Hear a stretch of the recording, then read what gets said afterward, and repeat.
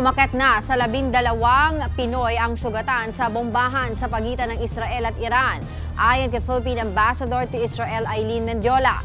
Bukod sa mga sugatan, 22 Pinoy pa ang napilitang lumikas dahil sa pinsalang dala ng bakbakan. Nangako naman ang ating embahada doon na ginagawa nila ang lahat para tulungan ang mga apektadong Pilipino. Simula nitong Oktubre, mahigit 1,000 Pinoy na ang napapauwi mula sa Israel. Unang pumutok ang gulo nitong nakaraang linggo nang magpalipad ng missiles ang Israel. Tinarget nila ang ilang Iranian military sites, kaya naman gumanti ang Iran nitong weekend.